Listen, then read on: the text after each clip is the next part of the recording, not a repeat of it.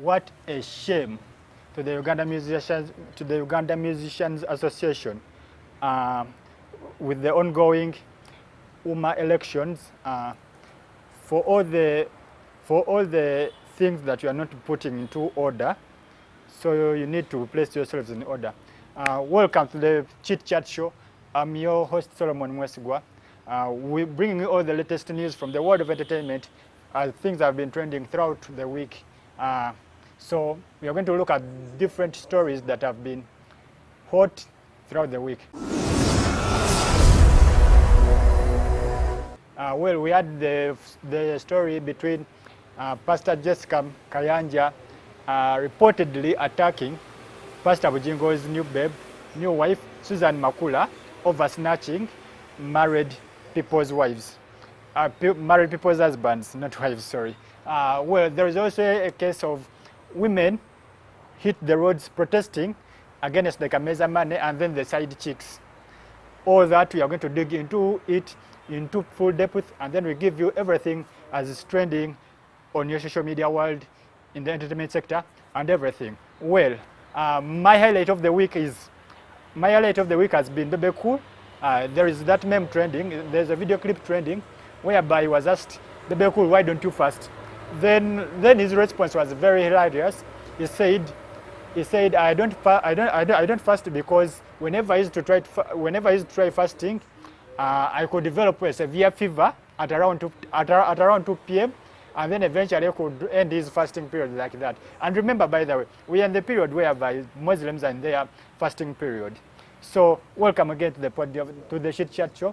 Well, to this evening, I'm starting with the UMA elections. The UMA elections is the trending topic currently, because you have seen artists come out, return their nomination forms, nomination forms for the positions where they have been held, where like they have been for the positions they applied for.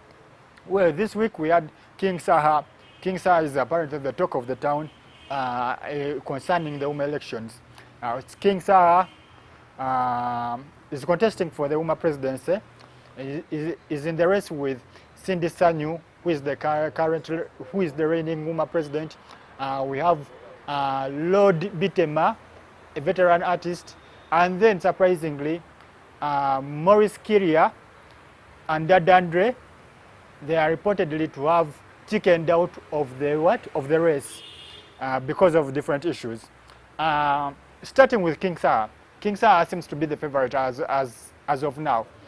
King Saha, if the voting election was being voted by if the voting election was being taken over by the current wave that is on, King Saha would have been in the lead position. Why? This is because King Saha returned his nomination forms on Monday. So he had a lot of crew behind him. He had border guys. He had so many people around him backing his candidature for the presidency of UMA. Well, King Saha is said to have garnered around 2,000 signatures from fellow artists who had endorsed him to run for the presidency. Among them is National Unity Platform leader Robert Kyagulanyi Ssentamu, aka Bobby Wine, who seems to have endorsed him last to contest for the UMA presidency seat. Well, on that day, on Monday when he had returned his nomination forms to the UMA to the UMA Electoral Commission to get successfully nominated to run for the post, his media personality Isaac Atende Daniel, aka Kasuku, warned all those threatening to carry out voter bribery, ballot stuffing, to stand warned that they are backed up with over 2,000 signatures from different artists from different regions. So he warned everyone thinking of ballot stuffing not to dare do so, because they are well equipped, they are strong enough. King Saha's strongest opponent apparently seems to be Cindy Sanyu, the current reigning UMA president. Cindy Sanyu, we are tracking you back to how Cindy Sanyu became to be the UMA president. It was after Wyke Benda, the Mpaka Records boss, Wycliffe Tugume Wyke Benda, had resigned from the position because of the reasons he cited some time back. He said the people he was working with were not minding about the artists. They were selfish, so he didn't see himself indulging himself into those fights, and then he decided, you know what, I can't go on with these fights. I've thrown in the towel. Let my vice, by then which was Cindy took over. So even Wyke Benda occupying that office, he wasn't the fully elected president. He was also vice to Sophie Gombia. Before Sophie Gombia resigned, tendered in her resignation to go and run in the general politics that were taking place in the 2021 general elections. So that's how Cindy, Wyke Benda became presidents. They became interim presidents on different intervals. Yeah.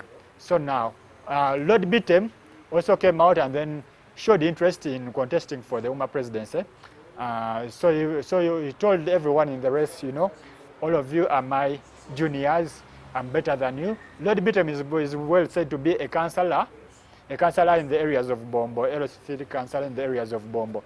So that way, he also contested. He is also contesting for the UMA presidency. The other person who had been seconded for the UMA presidency was Maurice Kiria. Unfortunately, Maurice Kiria somehow, should we say chickened out of the race?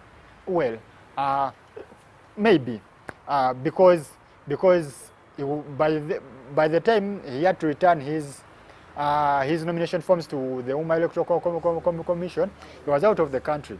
And when he was out of the country, he said that due to the COVID-19 test delays, he wasn't in position to return on time, and then give his nomination papers to the UMA Electoral Commission. So that way, he found himself missing out in the race. And then also, before failing to return his nomination form, he had been first seconded by Big Size Baby Cool, the Gagamel boss, who saw him fit to take over the position, to take over the position of UMA president, because to his side he felt like King Saha wasn't deserving, and then Sandy Sanyu the work she has put in during the interim term, she has been the UMA president. She didn't find him convincing enough, so he opted for Maurice Kiria. But unfortunately, Maurice Kiria failed to make it on time. Well, there are reasons that Maurice Kiria, the reasons according to the UMA executive, they say Maurice Kiria maybe could have chickened out. Why? Because he didn't even send a representative to return his nomination forms, to bring his national IDs, because those were some of the requirements that needed for one to contest for the UMA presidency. For who? Dadandre is said to have feared. He first intended to run for the presidency, then somehow he feared. He called his tail between his legs. Then he said, you know what, let me go for the vice presidency. For the vice presidency, still he went for the seat, but still again he feared. And then he said, you know what, no, I can't battle with these guys. Let me just opt out of the race. So that way he opted out of the race. Yeah. So that has been basically the hottest debate about the UMA presidency seat. Well, for the vice presidency, we have Khalifa Aganaga. We will be taking it on against Bebe Cool's son, Pepper Daddy. You know, sometime back, Khalifa Aganaga were having grudge.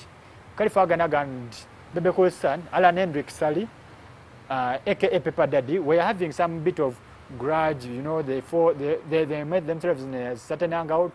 They started throwing insults to one another. They almost traded even blows. But somehow, they mended their relationship. And now, they again back at it. They are facing it off for the UMA vice presidency seat. Well, it's over to you fans out there to see who is fitting for the UMA vice presidency, since Khalifa Aganaga and Bebe Cool's son are in for it. And maybe some other guys whom we don't know yet. For the treasurer role, There is who? There is Just Study. Just Study wants to fill the void of Big Eye. Big Eye opted, or Big Eye also resigned from that seat, from the treasurer's seat, because there were some issues that never went well. Big Eye is said to have made off with shillings 5 million. Yeah, 5 million from UMA that they had collected from the different regions they had traveled to. So Cindy and then the colleagues got to know about it, but somehow they said, those are the troubles that treasurers always face, but they took it cool, and then they said it's okay, we can work with it. Big Eye, no, not Big Eye, who? Dancehall King. He calls himself the Dancehall King. DJ Michael, call him by the names Mugwanya Michael. Mugwanya Michael also resigned from his post of the dancehall representative, dancehall president, sort of that. So it's to say that the person who is vying to take that position of the dancehall general of dancehall position in the UMA Association is Vampino. Well, more and more concerning about the UMA elections, we'll be feeding it with you as more developments come up. But straight away to jump into another topic. Another trending topic has been the housewives who hit the streets protesting against the side chicks consuming their what? Taking over their husbands. The Kameza money has been little. They want addition of the Kameza money. Well, guys, what's your take? Men, why don't you look after your housewives at home? And then it seems like you are spending most of the money to your side chicks, most of the time to your side chicks, which is not cool enough. Take care of your housewives at home. Show them love. Take them out. Take them to the beach. Chill out. Maybe they will stop storming our streets, protesting over such simple lifestyle issues. Well, also another hit topic that has been around the social media has been the war between Pastor Jessica Kayanja, reportedly attacking Pastor Aloysius Rujingo's wife, Susan Makula, based on a striking preaching that she aired out in one of her services that seemed to be directed to Susan Makula, who is currently Pastor Aloysius Rujingo's new wife. Yeah.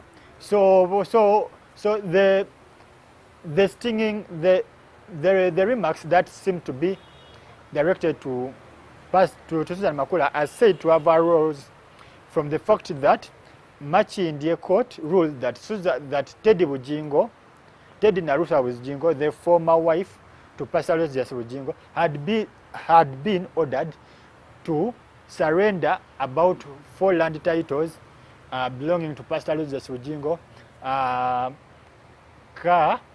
cards, yeah, are they called car cards? Well, those driving what is, they're not the driving, yeah, the car cards, those documents whereby cars ownership, blah blah blah stuff, and some other items to Pastor Rujingo, so that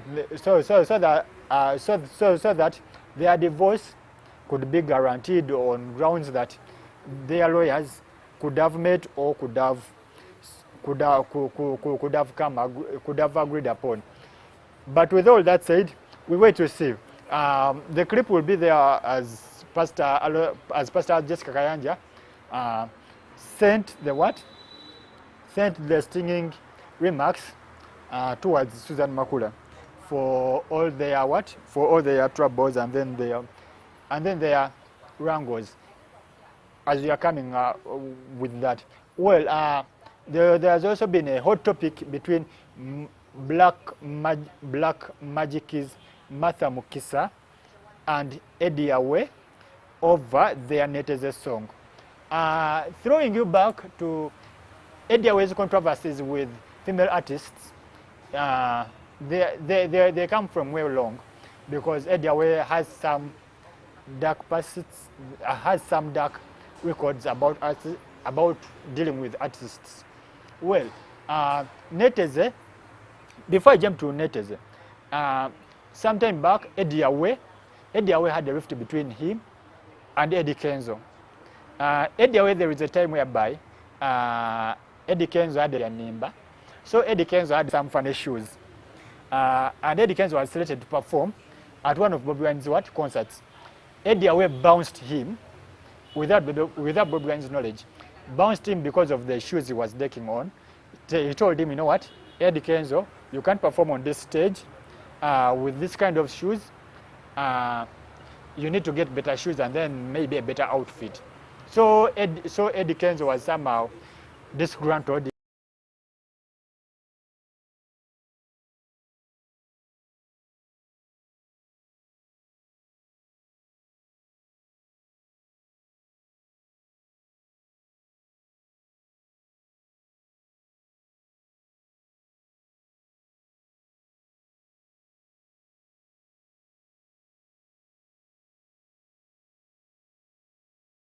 Books of Carol Nantongo because of what befell them.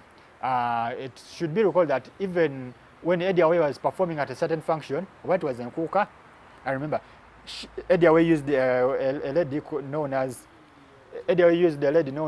I've forgotten the name, so then to perform that Pichigale song. So the song, they performed it well, but somehow midway their performance, the lady lost her what?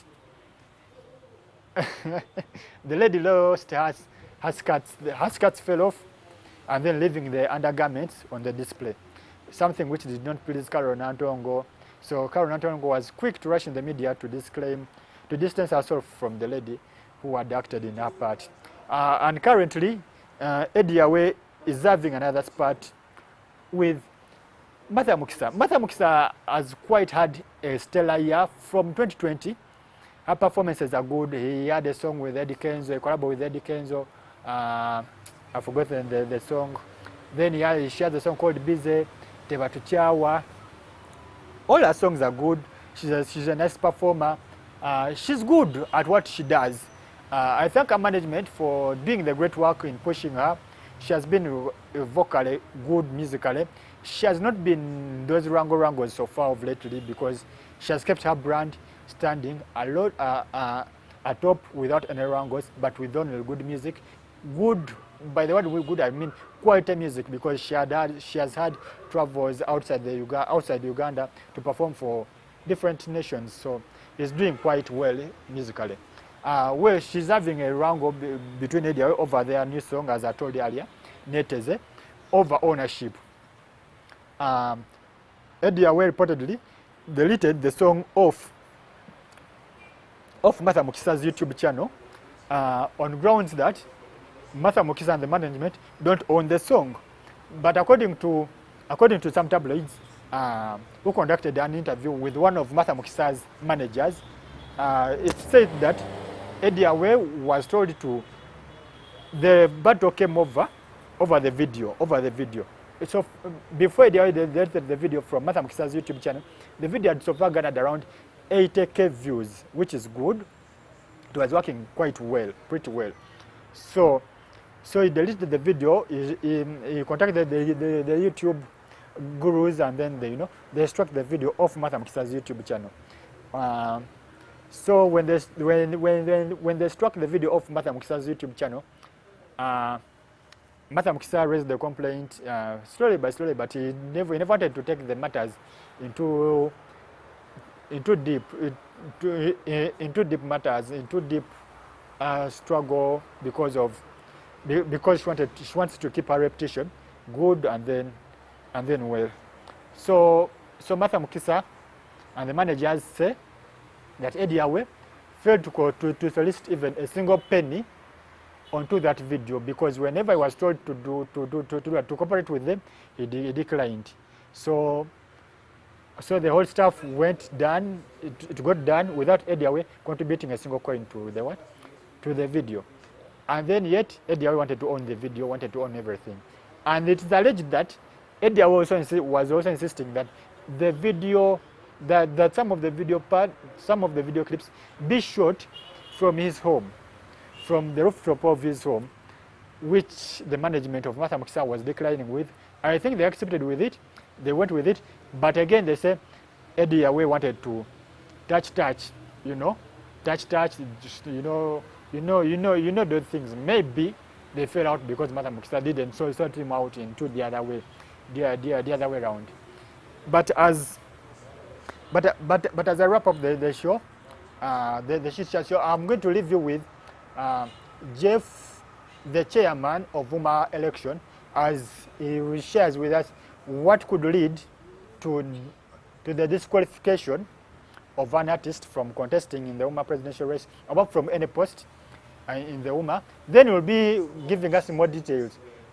Is the voting election, is the voting process going to be conducted online or physically, or through the ballot? Because people have different views about the UMA elections. Because some say voting virtually, there will be a lot of ballot stuff. There will be a lot of what? A lot of theft, a lot of what? And then others argue that we need it what? Physically ballot what? Ballot paper. And then you'll be telling us about the presidential debate, how it will be conducted and everything. In the what? And everything, how it will go in the race, and when it will be taking, and when it will be going down. Well, thank you. We leave you with Mr. Jeff as he elaborates everything, how it's going to go down in the UMA what? In the UMA elections. All right. My name is Geoffrey from Bu.UG. The show is Chit Chat, and here is where we bring you information regarding your local celebrities. It's strictly Ugandan, and we are going to be talking to the UMA chairman. He'll be telling us more about, at least you've been seeing things trending regarding Uganda Musicians Associations. You've been sending in your questions. Nengamba kamunonye, mulete kusho, togele ku bintu ebimu. Byembadde mutubuuza, he will reply a few of those questions and tell us more regarding the elections that are happening. But first, his name is Jeff. That's the name I know. He'll be telling us more, his full names and everything else concerning what he does, and then we'll delve into the interview. Mr. Jeff, welcome to the Chit Chat show. My name is Josh Ruby from Bu.UG. Thank you, Josh, for hosting me. Yeah, and maybe before we get into the details of this interview, do you mind telling us about more of yourself, your full name and what you do? My name is Geoffrey Ekongot, but most people just call me Jeff, most especially in the music industry. I am a creative with about 20 years experience, but I'm also very passionate about the music industry, and I'm a music industry consultant. I've been in the music industry since about 2000. I have been in it in various capacities, including co-founding the Uganda Hip Hop Foundation in 2003, including working as a talent consultant for MTV, and having worked hard to put Ugandan artists on the global stage through MTV, MTV Base Africa, MTV Europe, MTV US. I've also done some freelance work with Cora Awards. I've also worked as a talent consultant for the British Council, and helped a lot of creatives in various capacities, including music, film, comedy. I have also promoted directly stand-up comedians, including people like Salvador. And I've also co-founded the Music Forum Foundation, which is an organization which is a precursor to the Uganda Musicians Association. And we were doing a lot of lobbying to restructure the music industry back then, including the change of the copyright law, which is the current law, the copyright law that we're using at the moment. Okay, how would you describe your role at the Uganda Musicians Association to a person watching you for the first time? At the Uganda Musicians Association, I am the Electoral Commissioner for the association's elections, essentially. I am in charge of ensuring the transition between the previous administration to the next one. So I'll be pretty much doing most of the work in ensuring that UMA has that smooth transition, which will take about 2 months. Okay. Is UMA strictly a musicians association? Because we see comedians, there are people like comedians or even people in the other arts sector who do music. Is it strictly a musicians association, and who qualifies to belong to the association? So essentially UMA is a musicians association, but often musicians are multi-talented. So a musician could be in film, they could be in comedy, they could be in many other things, and that doesn't stop them.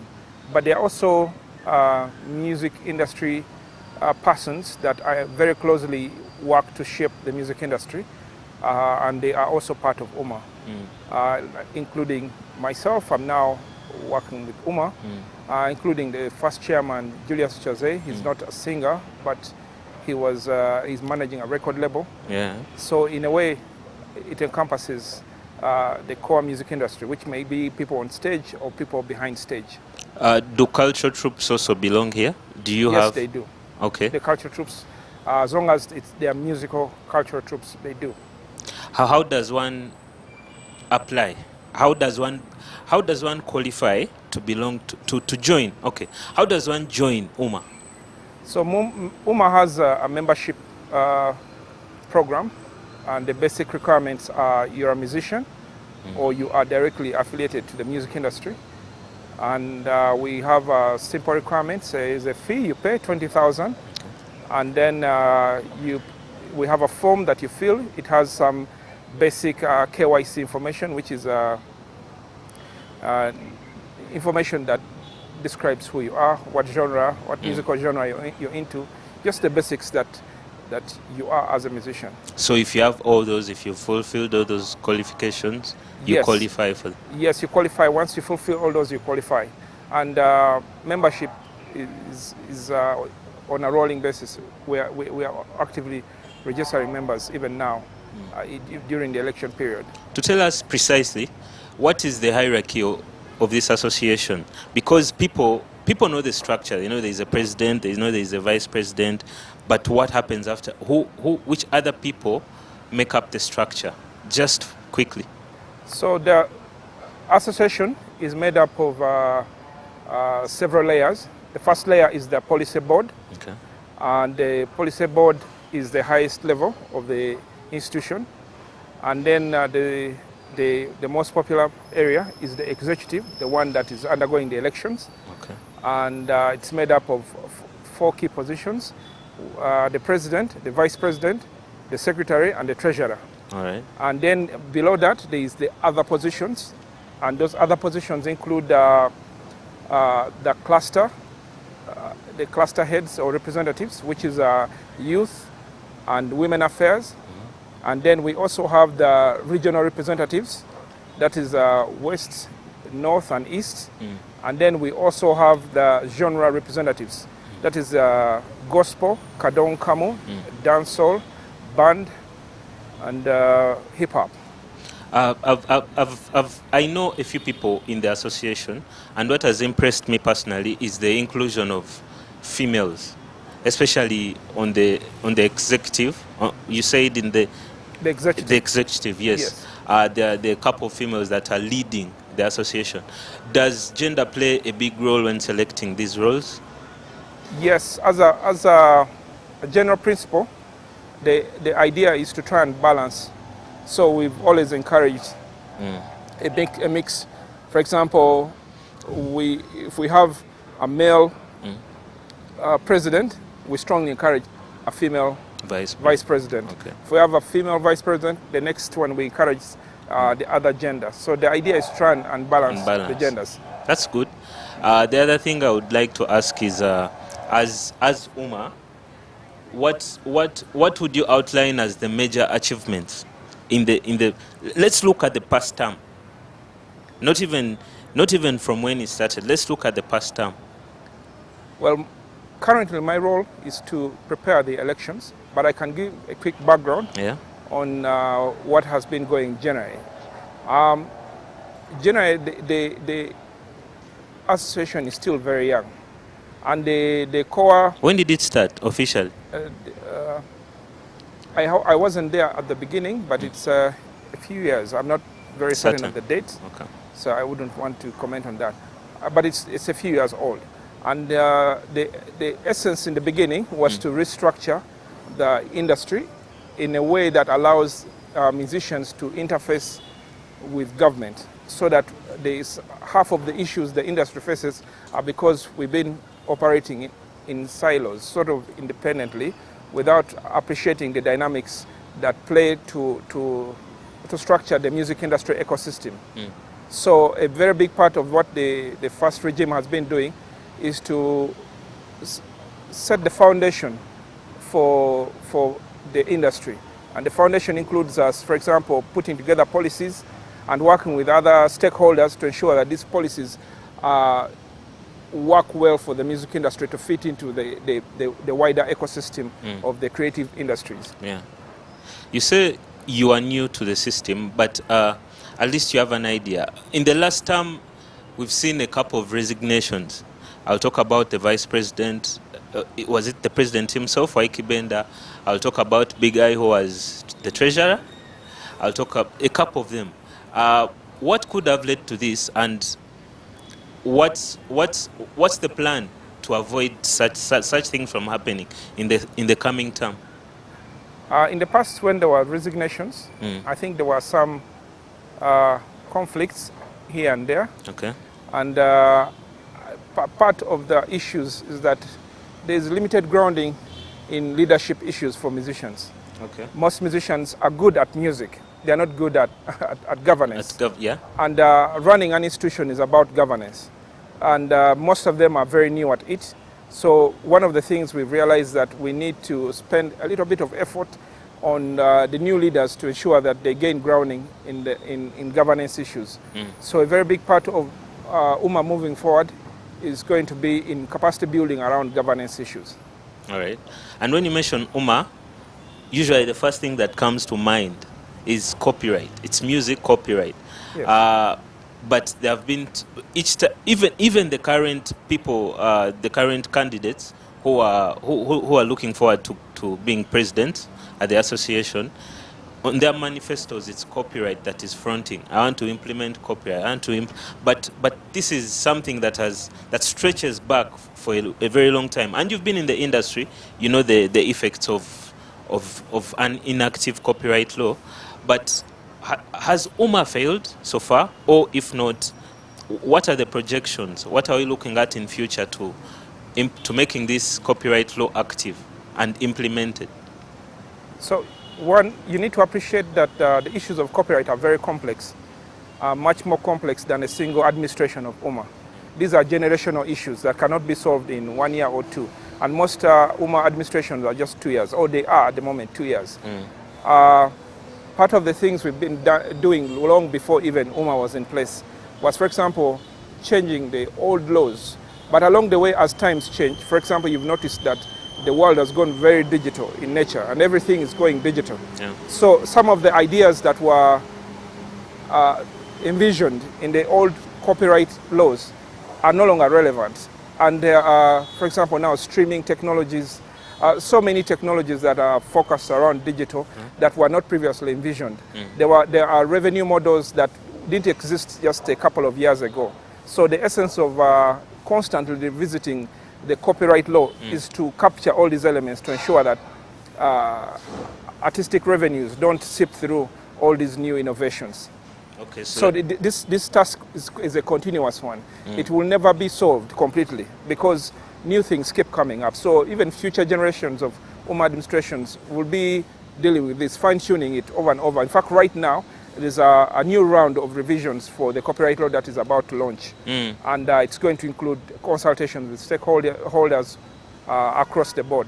Okay. Yes. On Monday, elections began, the election process of nominations and the likes. Could you take us through that election process? It started on Monday, I think. Where does it go? What is the process? So the election process began on 28th April, and the first step was to announce the process of nominations.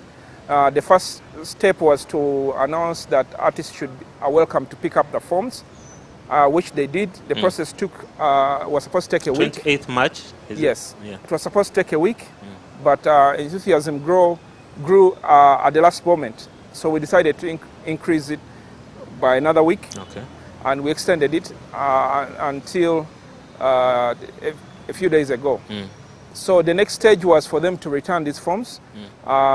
So when an artist picks these forms, what do they do with them? So the forms essentially are for them to pick signatures of people who second them to be nominated. Okay. The rule was that you can't just stand for a position. People need to support your position to stand. They need to back you. Yeah, they need to back you, and you need to be backed by proof, by having signatures. So they were supposed to collect these signatures, which was supposed to take a week, and it was extended for another week.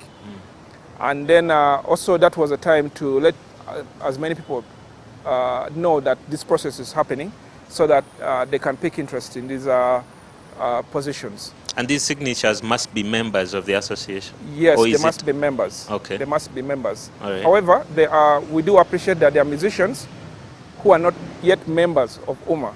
And we have been actively encouraging them to join the association on a rolling basis. And there are also some small subgroups of the music industry in the past, like other associations.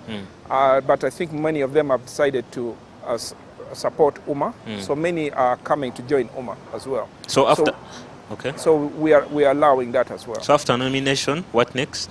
So after nomination, the next stage is the debate. We are going to hold a presidential debate, and basically the whole executive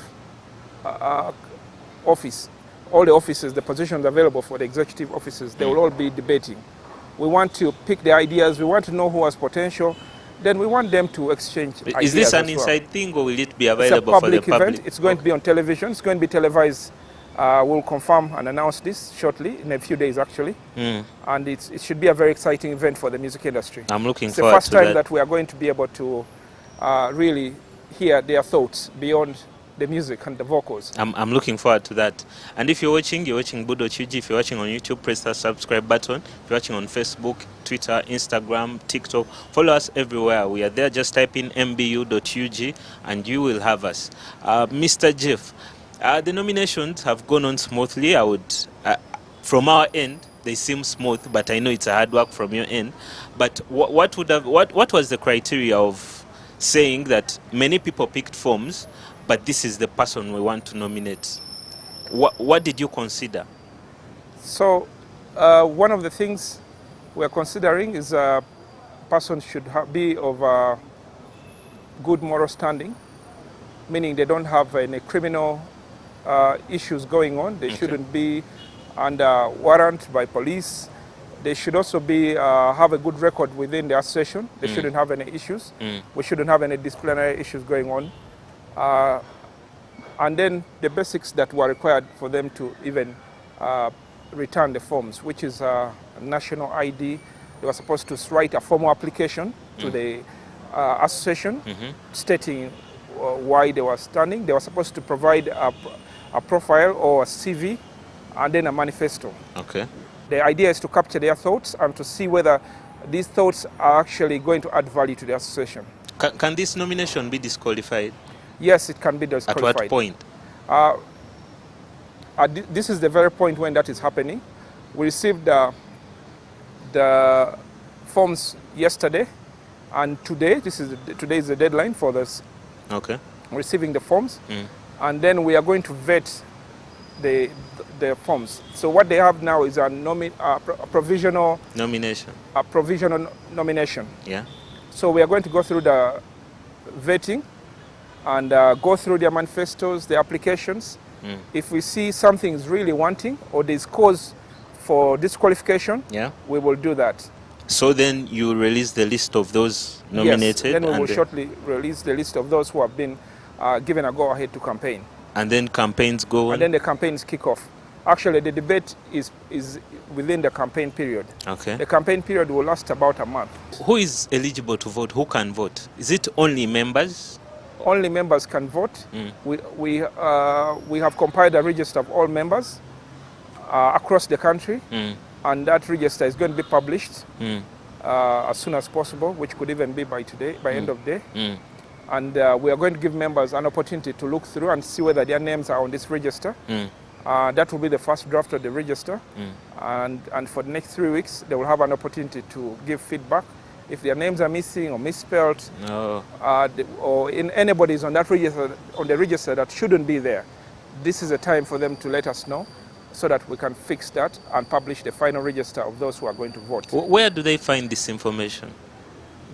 Most of the members, we have networks, internal networks, including social media, like WhatsApp groups. We have 14 clusters, and we have regional heads.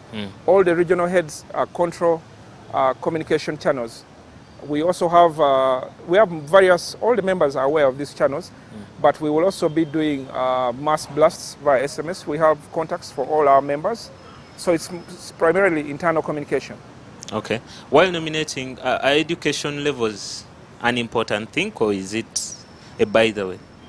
It's not a very important thing, but we expect the candidates to be mature in terms of mind. We expect them to have experience of what's going on in the music industry and to be able to add value. How long does the term last after voting? The term lasts 2 years. Okay. And after 2 years, another election. Another election. So pretty much it's 2 years election, 2 years election. Yes. People are being nominated for different posts. I want somebody watching to understand. Is it for now, is it only the executive, or are other posts as well? All the other posts are also being filled. There are 14 positions available. Okay. The executive posts are only 4. So all the other positions are also being filled. We have applicants from all over the country applying for example, the regional offices to represent the regions, to represent the music genres, and the clusters, which is youth and women. And women, yeah. Yes. Are you pleased with the process so far? Yes. Or is there something lacking? You know, dealing with our musicians, there is some kavuyo there. Or are you pleased? The process is going good so far. There's a lot of suggestions about how we could do things, and most of them we have already thought about them. For example, one of the concerns has been on the election, how the elections are going to run, of which the current position is that they are going to run online. And many musicians were taking concern that they wanted a physical election. They wanted a physical election. Yeah, our initial planning was a physical election. But due to limited resources, we had to reconsider. We haven't closed it completely. We are still in talks with various stakeholders to see if that can happen. While watching TV a few days ago, a renowned musician, Bebe Cool, commented on one of the nominees, who is King Saha. And in his own perspective, Bebe Cool, he says that an association like UMA should not be giving a chance to people like King Saha, who publicly revealed that they smoke weed. Are lifestyles and people's behaviors a thing of concern to the association? And what goes and what stays? Well, we are looking for people who have the capacity to move the association forward. What people do with their private lives is not much concern to us, but we do appreciate that our leaders are very influential, and the things they do with their private time could have consequences. However, as the person in charge of elections, that hasn't it's not been a big issue yet for you. Yes. Really? Okay, that's interesting, because somebody else will say, looking at other associations from other countries, this is a big issue. It's a big issue to look at people's physical appearances. Personally, I don't mind, as long as you have a brain. If you can lead people and people are trusting you, you can go on with it. But from the outside, the people we consider the corporate kind of people, for them it's a big issue. You don't mind about that? The look is what shapes the music industry. The musicians do extraordinary things. Yeah. They do things because they stand out. The look is what defines musicians. So how a specific musician looks doesn't really matter. In fact, the more extraordinary or unordinary they look, the better, because showbiz is about trying to stand out and doing things that are out of the ordinary. Interesting. Maurice Kia was part of the race.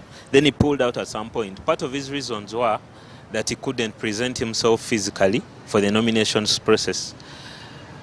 Does this mean, because looking at it, you start feeling, so if I'm in the diaspora, I can't take part in the nominations process, I can't be nominated, I can't campaign, I can't be voted. Like, what should the people in the diaspora, because Maurice Kia's main point is he failed to make the flight to make it here on Monday and probably today for the nominations process. So is it exclusively physical?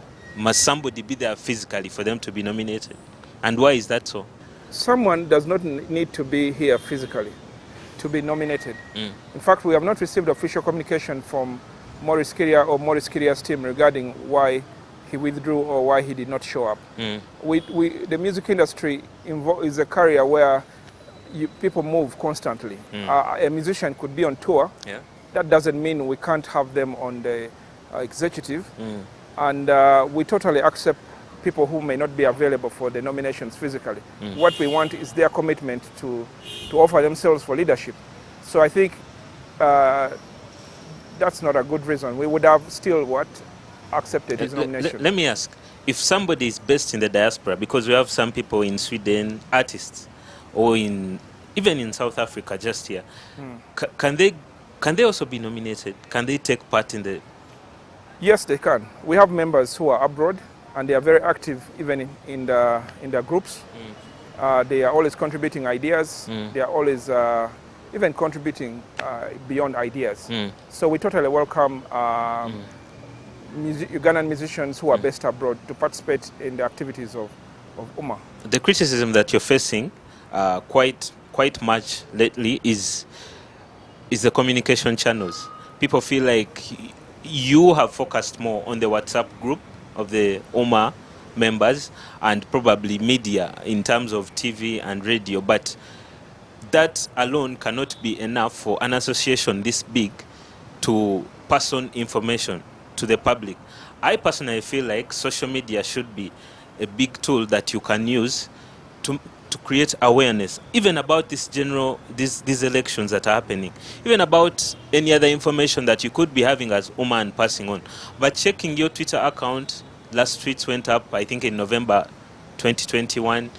Same applies for Facebook, Instagram. There's no activity. So somebody looking at that in this digital age, they are thinking, no, this association, there's something lacking, or they're not serious, or they're not really taking us serious as the public. What would you say about that? I totally agree with you. We take responsibility for the inadequacy in our public communication, most especially with our digital channels. In fact, the issue has been limited resources. There was some unplanned vacuum.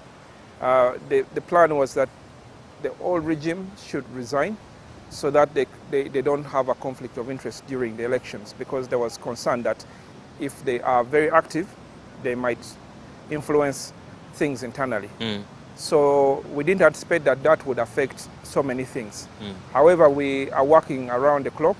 In fact, as we speak right now, we have already recruited a team to take over the social media channels, and they should start today straight away. Okay, that's good. And we've already taken care of that concern. That's good.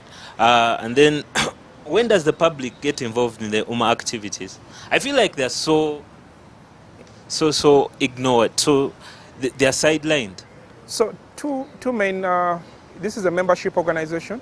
So the primary channel is for members. The primary communication direction is to members. Then the secondary one is to the public. To the public, we've been using the media.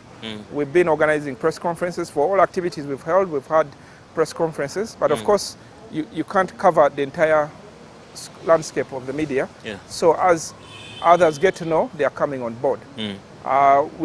When we begin the voter education process, I'm sure more will be more aware about our activities, and they will closely cover them.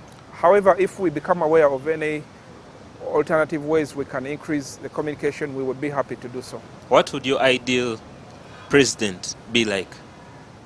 That's a your That's ideal UMA a very good question. My ideal president is someone who has an understanding of the issues that the industry is dealing with, the things that the industry needs to do to move forward. Someone who has an idea on, for example, how policy affects the music industry, someone who can have a vision that is structured clearly and can create a roadmap for building the music industry.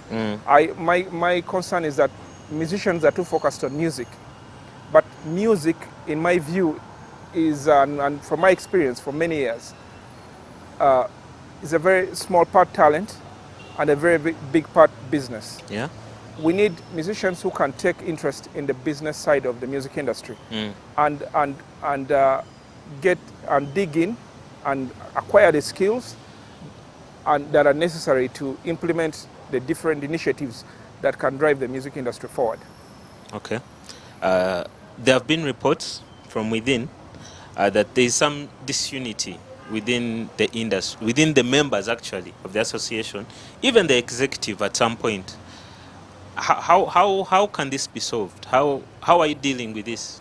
What people have referred to as because disunity. even the past president, the one who is standing against Cindy Sanyu, she acknowledges that there have been moments where she has had to ignore certain people just to keep the association moving forward.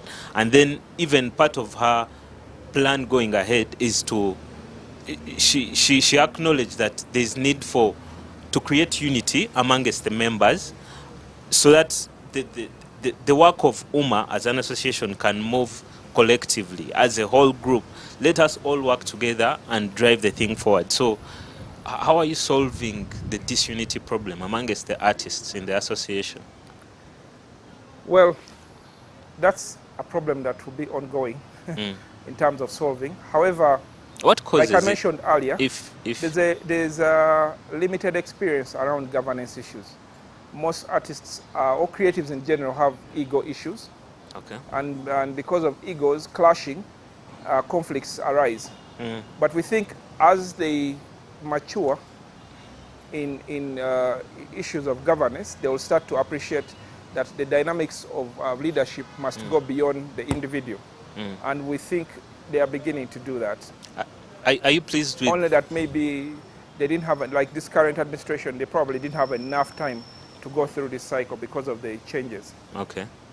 Are you pleased with government's involvement in UMA's projects? Oh yes, we are very pleased with government involvement because the creative industries, and most especially the music industry, contributes very heavily in the development of the country. We are an accelerator for so many things. So we think the government being involved with us gives us an opportunity to take a piece of the national pie. And for a long time, the industry was ignored. Yeah, it was. But now we've been demonstrating for years. We just hadn't demonstrated our power politically. But I think when there was an opportunity to demonstrate that, the government is now noticing. So we think the future is bright. Okay, as we wrap up this, what are UMA's obligations as the year unfolds further? As the year unfolds further, what are some of the goals you're looking to achieve? Is to put new leadership into the administration of UMA, and then to continue the strategic plan that UMA has in place. There's a lot of activities that are on hold at the moment because of elections, and also there were things that were frozen because of the pandemic. So we think once the new administration kicks in, most of those things are going to start rolling. Okay, back to Jeff as a person. What kind of music do you like? What do you enjoy? What sort of music gets you moving? As an individual, I grew up listening to hip-hop. My influence was the East Coast era of the old school hip-hop. I grew up with that generation, and a lot of R&B influenced me as well. But as I grow older, my interests are widening. I'm straying into acoustic music, world music, anything that's rich in instruments. But still, my love for hip-hop is still strong. Doesn't go away. And I did rap myself in the 90s. Yeah. Yeah. I think I've seen something. I don't know. I think I saw photos. Oh, I think so. When you had an interview with a certain TV station, I dug up something and I saw some of those things. But anyway, interesting. are you comfortable with hip hop, with the way it's moving in Uganda, or do you like myself? Do you feel like there's a bit of dip in the in how hip hop is being run? Yes, I think there's a dip, a very strong dip with the way hip hop is going right now. But I didn't want to really bias, because I also appreciate that as generations change, usually the older generations don't understand what is happening. Yeah. So a part of me thinks that things could be better, but a part of me thinks, you're just ignorant about this new generation, and they're doing things a little different. But I think that there's room for better, there's room for more. For example, even with these elections, there was only one person who applied to represent the hip-hop fraternity. That's Victor Kamenyo. And I was surprised. We were, in my time, we were very hungry for everything. In fact, when we were growing up, when we were listening, when we were still trying to sing, and the mainstream music industry didn't appreciate hip-hop. They didn't even play it on radio. They didn't even book hip-hop artists on concerts. And we worked very hard to demonstrate to them that we could. I mean, the things we did were really awesome. Because we had failed to break through, we said, okay, let's break through internationally. Hip-hop artists were the first to play on the global stage, Ugandan music. The Channel O's. Yeah, they were playing on Channel O, they were playing on MTV, they were playing on so many VH1, they were playing everywhere. And then the mainstream media started appreciating and thinking, wait a minute, we're ignoring these guys, but look, they're doing big things. The first serious music video in Uganda was a hip-hop video. Clear Cut's Monq was a hip-hop video, and we set the standard for music videos thereafter. Actually, while I worked with MTV Base, I was personally supervising music video shoots so that we could conform to international standards. Yeah. So I think the hip-hop fraternity is not doing enough right now. They could be doing much more. What can be done What can be done to improve on that? I think right now, look at what, when I was working with MTV, we were on the same level with Nigeria. In fact, I was among the first people to help the Nigerian music industry break through, at least in East Africa. One of the ideas I proposed then was that we should make African music truly Pan-African. And to do that, we need to have access to their music, they need to have access to our music.